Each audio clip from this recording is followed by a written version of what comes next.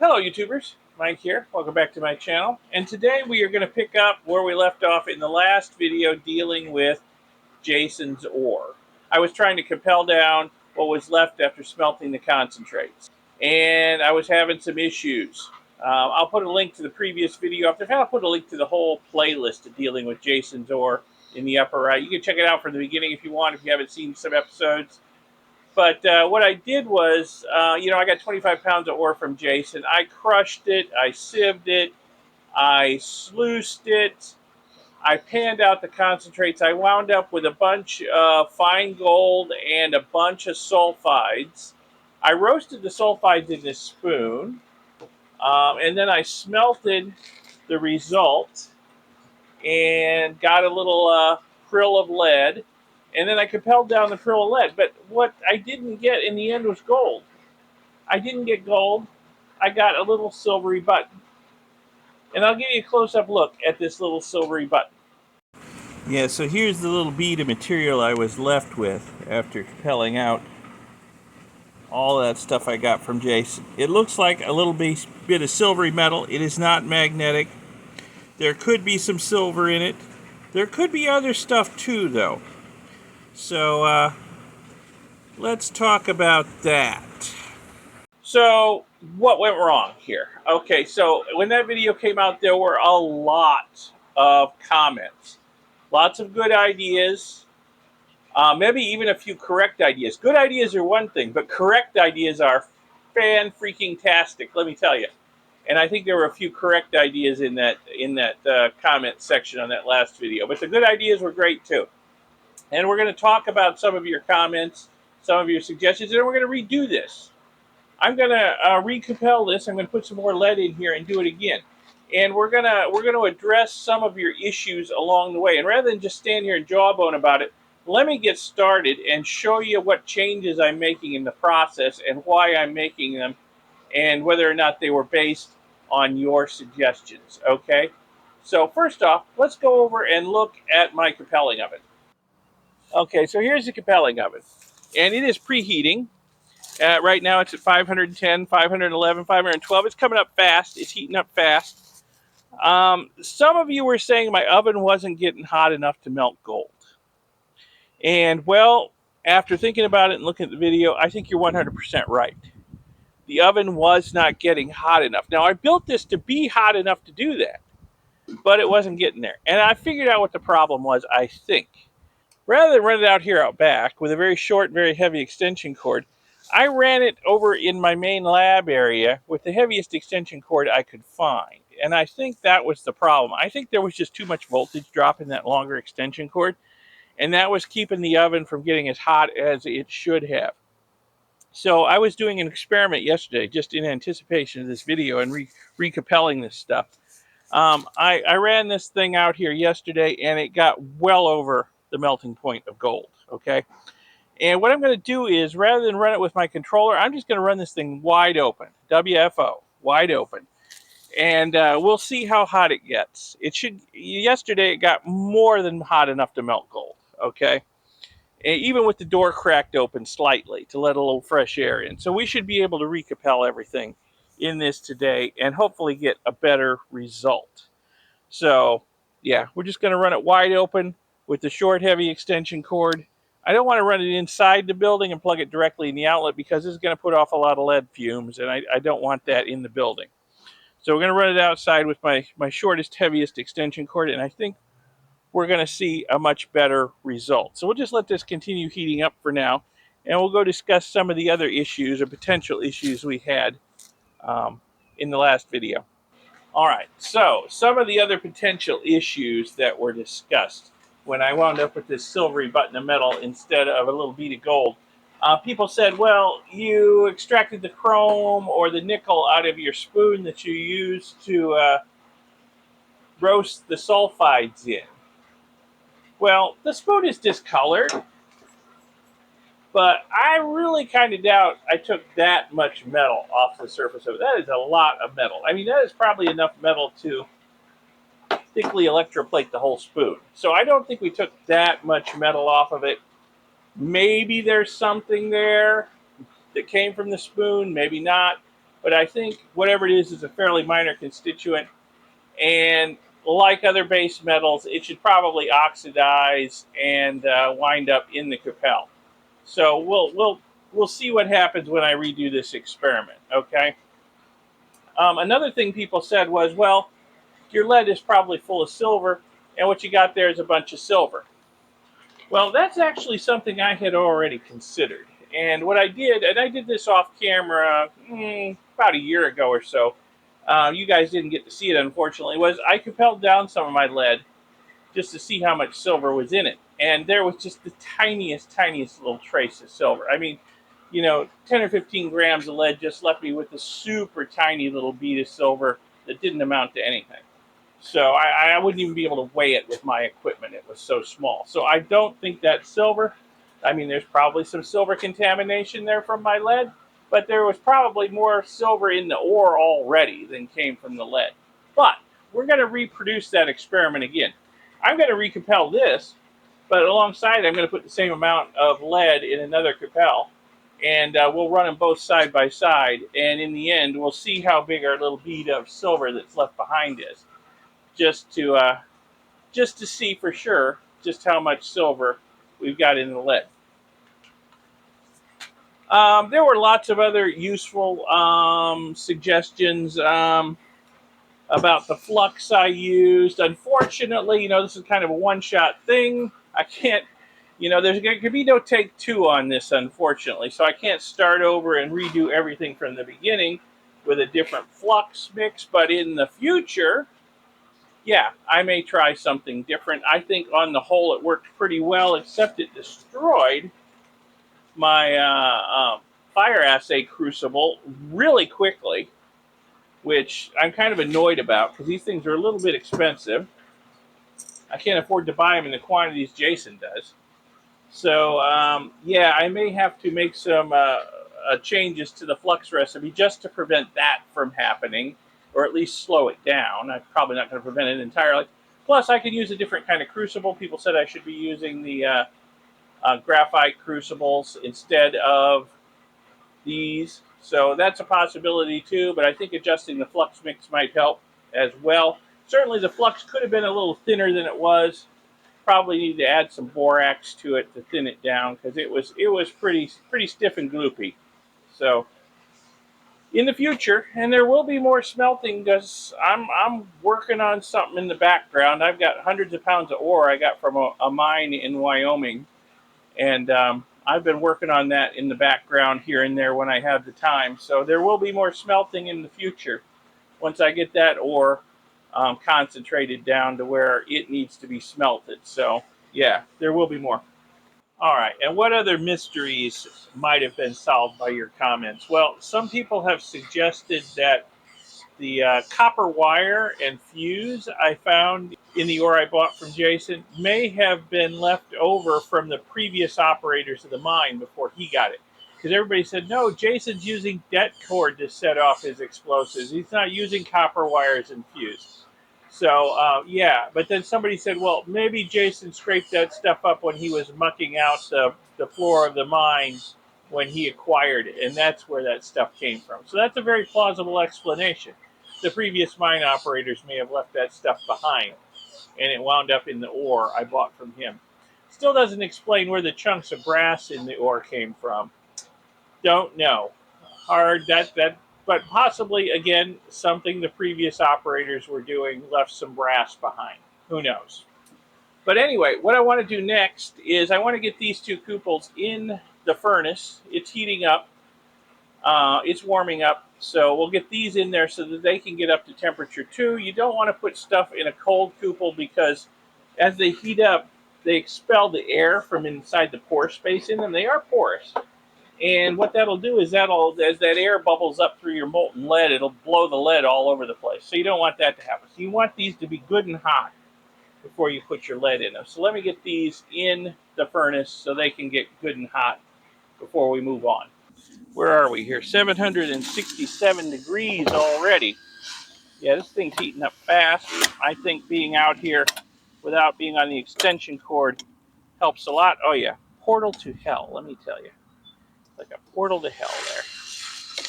Let me get these in here so that they can get good and hot. And then we'll go cut some lead to use and be ready to put the lead in once the oven's up to temp. Okay, let's cut some lead up here. I'm going to put about the same amount in both. I mean, I'm not going to be real anal about it, but I'm shooting for about 10 grams of lead for each cupel, okay? Well, that's about a little over. Close enough, 10.4. That's close enough, okay.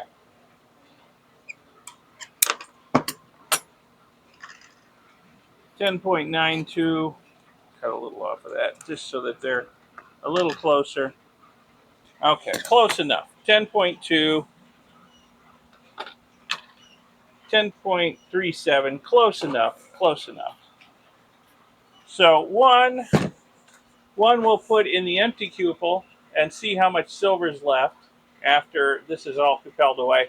And the other one we'll put in with the button of material I got from Jason's ore, and we'll recupel that and hopefully come up with something a little nicer in the end. If we still got a silvery button, well, we'll see. We'll have to think about where to go from there. But I'm hoping with the higher oven temperatures and redoing this, that I'm hoping we will wind up with just nothing left but precious metals in the cupel. We'll see. So we just got to finish waiting for the oven to warm up, and then we can put this in and proceed with our experiment.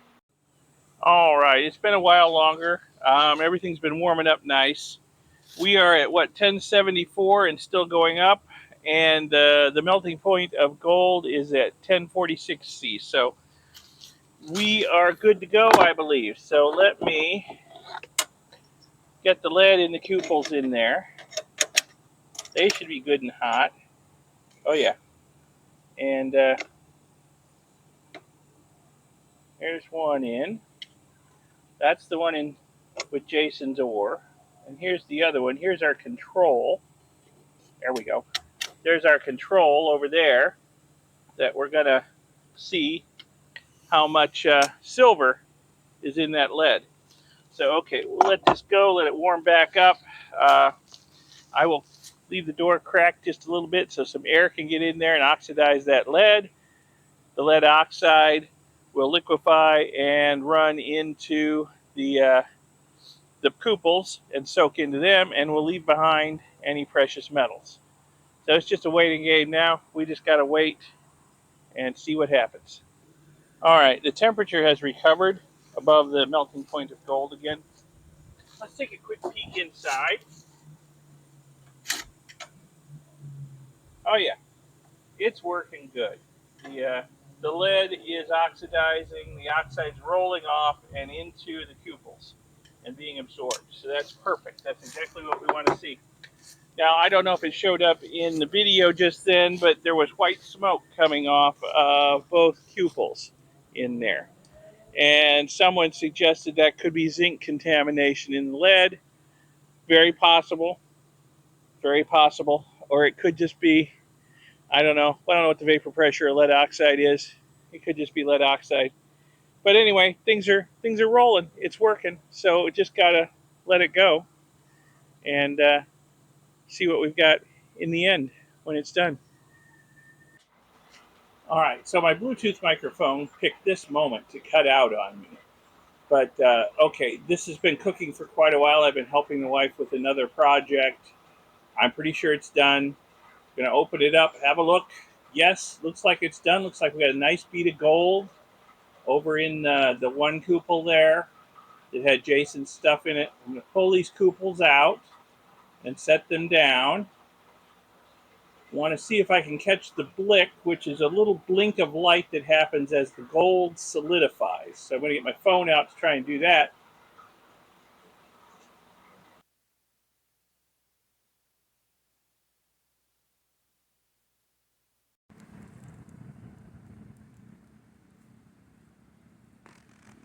That is a nice little bead of gold. I'm liking the size of that bead. I don't know. Did I miss the blick trying to get my phone out? It looks like it's already solidified.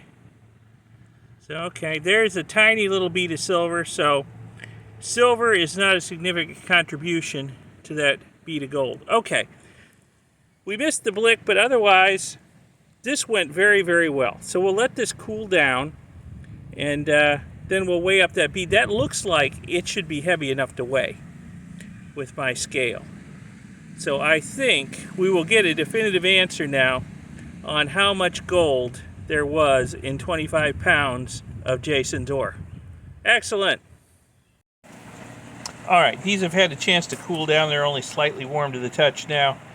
Definitely, I think for sure that, get a close-up look at it here, the amount of silver contributed by the lead is minuscule. There's no way I can even weigh that tiny, tiny little bead down in there.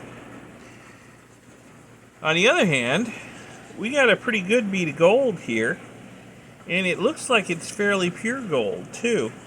I'm thinking that silvery button I had after the last time was probably just a gold-lead amalgam. The temperature wasn't high enough to keep that molten. Once the percentage of gold in it got too high and the thing froze out. That's what I'm thinking. So, how pure is this, I wonder? Well, let's see. Well, there's my 18 karat wedding band for comparison. I would say that is close to 18 karat in color. Maybe not quite. Maybe 16, 17, but I don't think it's quite 18 karat. But still, I think it's pretty pure gold. Yeah, I think that is fairly pure gold. I'm sure there's a little bit of silver in it, maybe some other stuff, but it looks like it's mostly gold. The real question, though, is what does it weigh? So let me get my scale out and we'll weigh it and see. It's a pretty big bead. I think I can weigh that. Okay, let's see how much gold we've got here. I think we're going to be able to weigh this. This looks like a pretty good bead.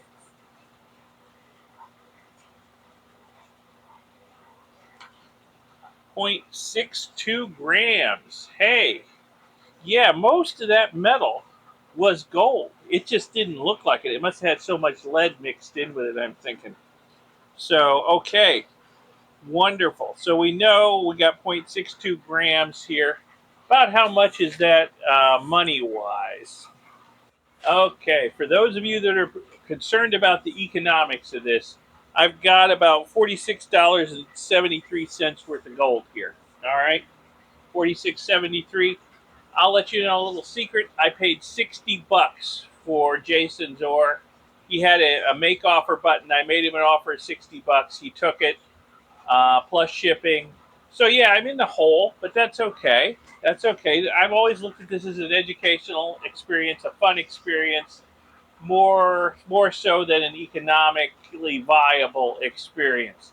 Nobody in their right mind is going to sell you ore for less than the gold value. Okay, so I figured I was getting the ore, for more than the gold I was going to get out of it. I mean, Jason's not that dumb to sell you ore with hundreds of dollars worth of gold in it for 75 bucks or make offer, okay?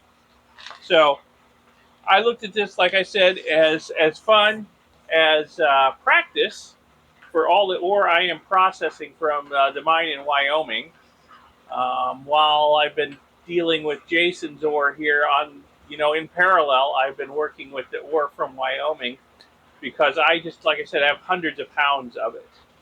And since this process is working with Jason's ore, I've got a gold bead, hey, it's working. I'm going to apply the same process to the ore I've got from the Wyoming mine. And hopefully with similar satisfactory results here. The only difference is I got the ore from the Wyoming mine for free. It's an old abandoned mine way up in the mountains. Nobody seems to know about it. And there's a pile of high-grade stuff sitting right there that the wife and I have been harvesting every time we go up that way. Fill up a few bags, bring them home. So, yeah, I'm hoping to get some nice beads of gold out of that stuff. But I didn't pay anybody for it. I got it for free. So That'll be wonderful. There'll probably be some videos of that coming down the pike. Basically, I'm doing the same thing I did with Jason's ore, all the same steps. So rather than belabor the point, maybe once we get to the interesting parts where we're getting the cons and doing the roasting and the smelting and propelling, and hopefully we'll get some gold beads, I'll show you that. Okay. So anyway, I think this is going to conclude my series on Jason's gold ore. It doesn't seem to be for sale anymore, so there's no more to buy, unfortunately. If you were interested, it seems to be long gone, although maybe he'll get some more. Maybe he'll have some more in the future to sell once, season starts up out there again, and he can get out there and start working in his mine again, which I'm sure is pretty soon. Spring is about sprung. So watch his eBay if you're interested in going through this whole process yourself. You might be able to get some of his ore too. Am I disappointed at the amount of gold I got? No, not in the least. Not in the least. This was fun. I think it was a lot of fun, and I hope you folks out there had fun watching this series. If so, give the video a like, give it a thumbs up, and subscribe to see my future videos. There'll be more videos on getting gold from gold ore and from e-waste. So subscribe to see those future videos. I'll see you in the next video. Thanks for watching this one. Bye.